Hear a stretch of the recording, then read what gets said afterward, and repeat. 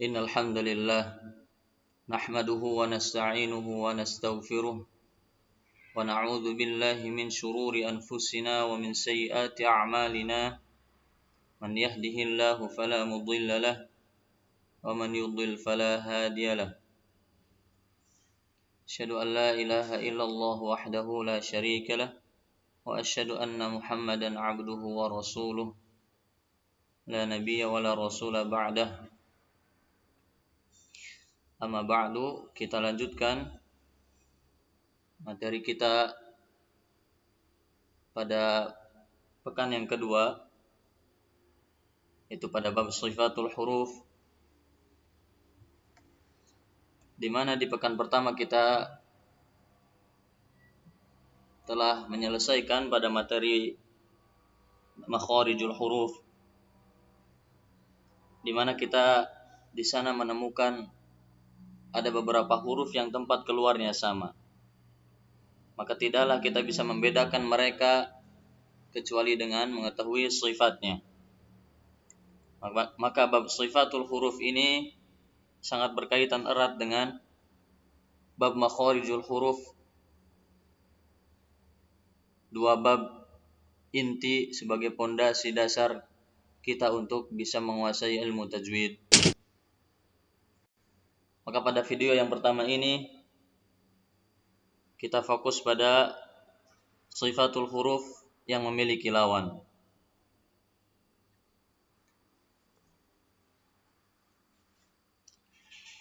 Ada perselisihan pendapat di sebagian kitab rujukan tajwid. Jumlah sifat yang berlawanan ada yang menyebutkan 10 ditambah dengan sifat bainiyah, maka jumlahnya 11. Dan ada juga yang jumlahnya 9 tanpa menyertakan sifat ismat dan idlaq. Namun saya di sini memilih tidak mencantumkan dua sifat tersebut karena dua sifat tersebut lebih condong menjelaskan tentang ilmu sorfi, berkaitan dengan ilmu sorof. Maka saya mencantumkan 9 sifat saja dengan beberapa sebab tertentu. Yang pertama, kita harus hafalkan terlebih dahulu di sana ada sifat beserta dengan lawannya masing-masing. Ada hamas yang berlawanan dengan jahar, kemudian ada syiddah berlawanan dengan rikhawah, dan di antara dua sifat tersebut ada sifat bainiyah. Selanjutnya sifat isti'la berlawanan dengan istifal, dan yang terakhir sifat itbaq berlawanan dengan sifat infitah. Kita akan mulai dari sifat yang pertama, di mana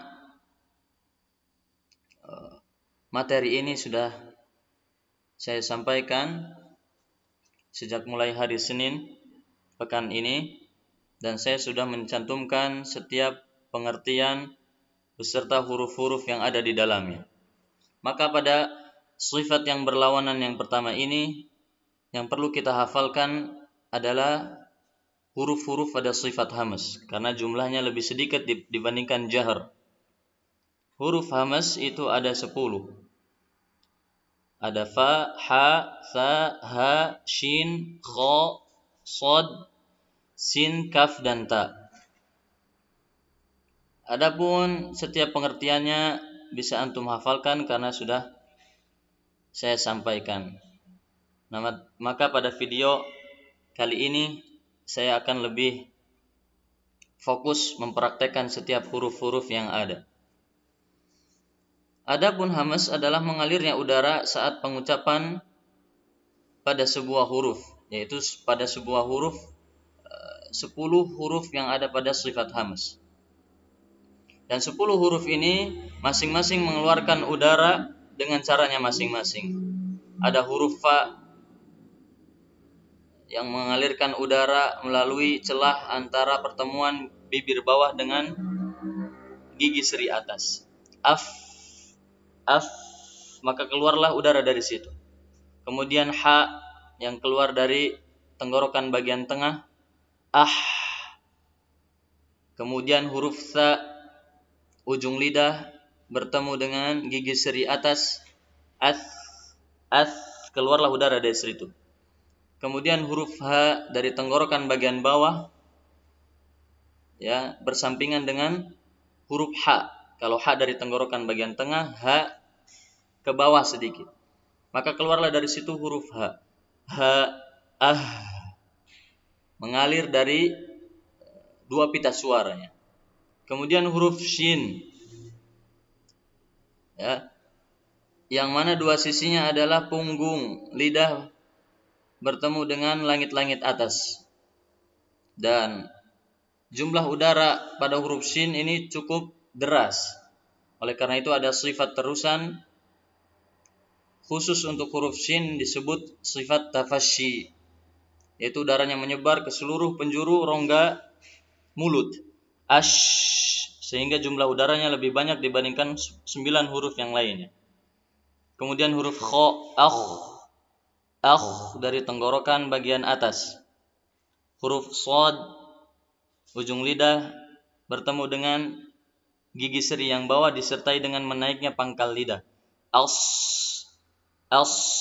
sehingga suara huruf shad lebih tebal. Selanjutnya huruf sin tempat keluarnya atau makhrajnya sama dengan huruf shad. Hanya saja dia tidak mengangkat pangkal lidahnya sehingga sifatnya tidak menjadi tebal. As. Huruf kaf dari pangkal lidah bertemu dengan perbatasan langit-langit yang lunak dan yang keras. Ak.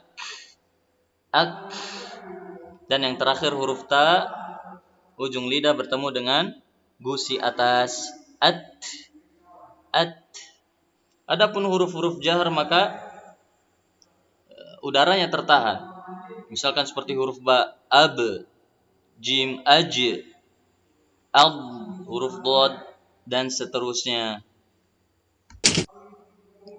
Sifat selanjutnya adalah sifat syiddah, rikhawah, dan di antara keduanya ada sifat bainiyah.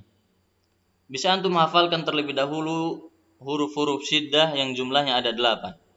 Di sana ada hamzah, jim, dal, qaf, ta, ba, kaf, dan ta. Atau biasa dibaca ajid qatim bakat.